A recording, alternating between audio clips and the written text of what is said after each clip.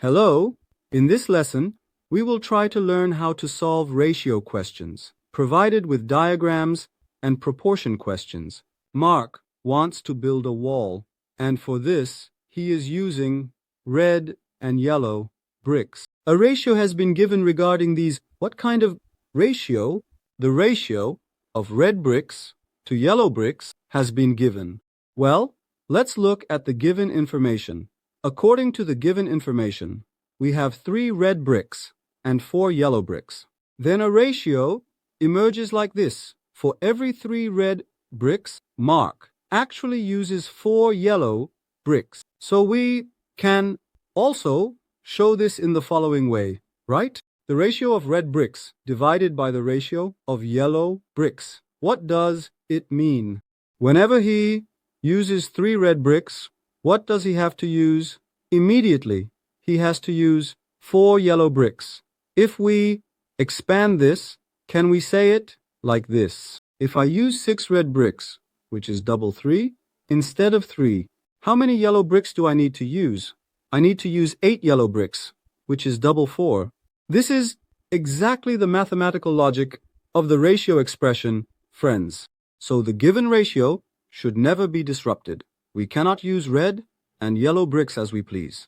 We must maintain this ratio. So, according to the diagram below, if 18 red bricks were used for wall A, how many yellow bricks were used? This is what is being asked. Then we can reason like this. I guess the ratio of our red bricks to yellow bricks was 3 to 4. This ratio must always be maintained. And in the second case, if the number of red bricks is 18, how many yellow bricks should we have? Actually, we would write the given diagram as a mathematical expression like this. We learned how to solve this in the previous lesson.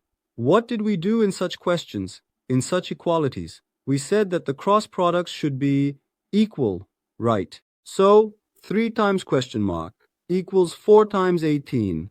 What do we need to do to isolate the question mark? We need to divide both sides of our equation by 3, the factor in front. As a result, what does our question mark equal? If you divide 18 by 3, it goes 6 times. It equals the product of 4 and 6. So, 4 times 6, what does that equal?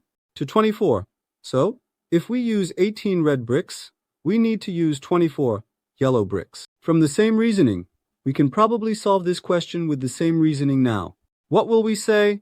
Again, in the same way, the ratio of red bricks to yellow bricks is 3 to 4. I don't know how many red bricks there are in the diagram given to us. I know that there should be 32 yellow bricks. So we will again try to find the question mark according to the principle of cross multiplication.